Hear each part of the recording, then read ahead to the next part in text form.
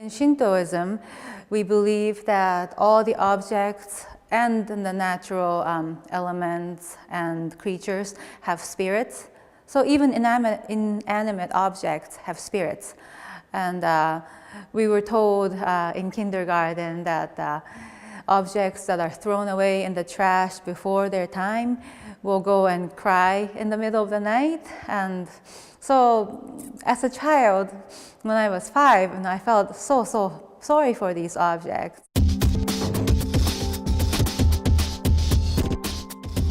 I collect all materials such as like the kitchen utensils like spatulas and spoons, or this is from like a CD rack. Very cheap coat hangers that I buy from the thrift store, like maybe $1 for 20 of them or something. These kind of objects I collect from the thrift stores. Maybe I go about once a month, and right now I know what kind of shapes and forms that I need. So I usually try to look for these curvilinear forms that are very organic looking, and nothing that's very flat. In my basement, I have very many plastic bins that are all sorted. So all the blues are together, all the blacks are together.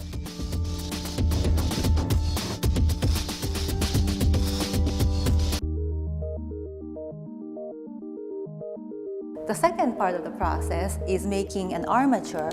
Now when you look at the penguin, you can see the metal mesh that goes through like this. And that's the structure that's underlying, that supports all the plastic parts together. I do a lot of research either on the internet or in the books. I look at many photographs and study the silhouette of the animal. In larger works like the horses, I use steel wire or aluminum wire. The armature for the white horse took maybe 3 months.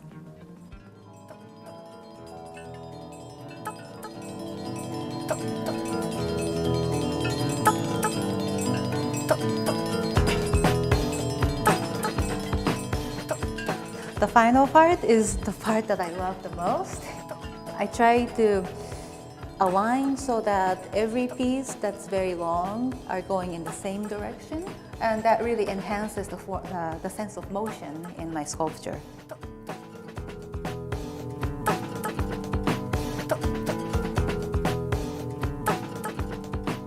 Try very carefully to place each item, and then I step away, look at it, and then I come back and change things.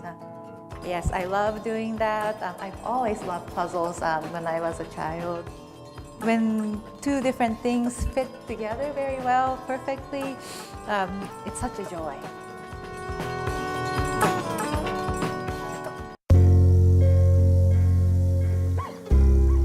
Before plastic, I was using scrap steel and iron, but at the time I was feeling that my work was getting to the point where it's very repetitive and I needed to change something.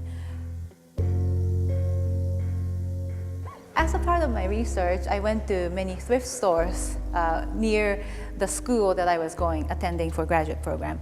And at one of the stores, I found this plastic chain. This is plastic, but this is the kind of material that in metal I used a lot of for my metal animals. It's great for like the neck or the spine. And I think when I found this chain, this was the moment when I really thought, oh yes, I can use plastic instead of metal. So then, as I started collecting, I just started to see more and more possibilities.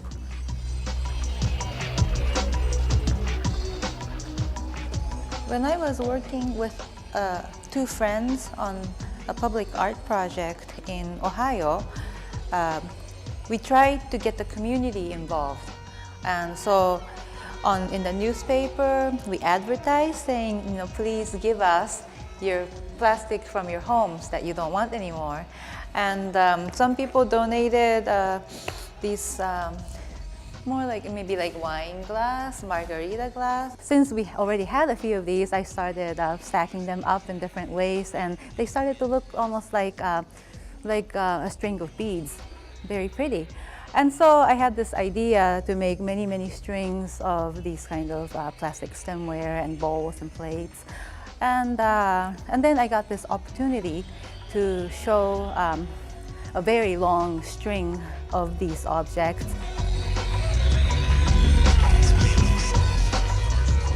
When I saw those inside of a gallery window, then there were lights behind the plastic, and when the lights came from behind the plastic, they glowed almost like stained glass, and they're so beautiful.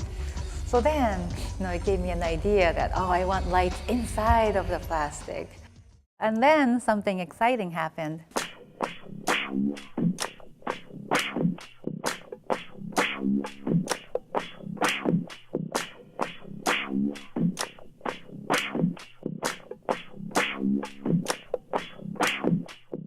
Well, I've been friends with Jim Mertz, who is a kinetic sculptor, for a while. I look all around me and I see sailboats sailing, I see a school of fish, I see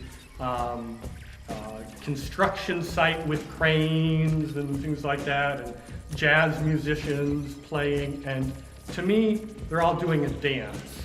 They're all moving together and doing a dance. So I see that dance and I say, what makes that move, those invisible connections? And so I'm looking at those invisible connections between things and trying to express that in the sculpture.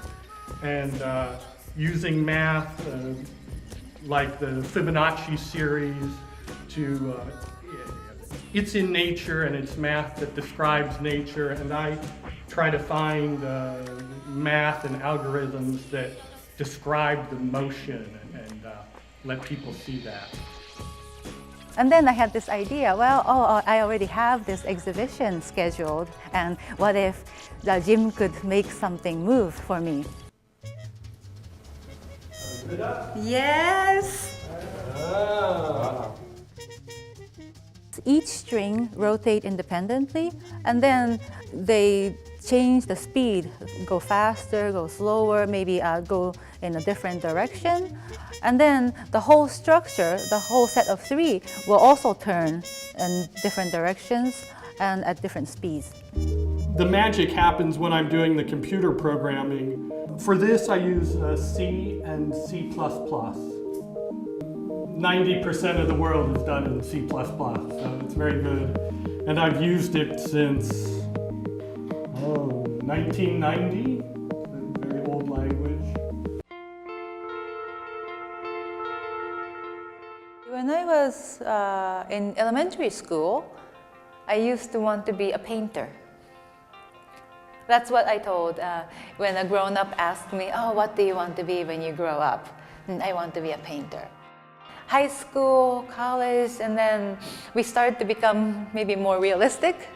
Then, at the time, I think I was very interested in animals. So I thought, maybe I can be a veterinarian. Maybe I can work like in a circus, like animal trainer. When I look at an animal, I think more about the joy of being alive, the movement, the freedom, and it's more like the fundamental level of existence. If we start to think of these kind of plastic as valuable, then we will treat these objects better, and we will think and find ways to dispose of them better. I think it all starts from us saying that, okay, this can be something valuable and good and beautiful. I want to convey the message about the environment in a fun and inspiring way, because when I'm given a negative incentive, when I'm told that if you don't do this, something terrible is going to happen, I'm going to be punished, then maybe I will go and still do something, but the very minimum of what's required of me. But if instead, if it's turned into a game, for instance, that I can really enjoy, or if there's a reason for me to want to do this instead of having to do it.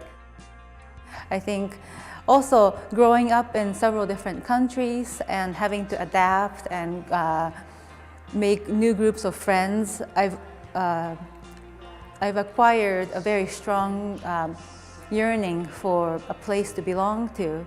And that's something I want to give to these plastic objects, a place to belong to again and to have a second chance at becoming something alive and beautiful.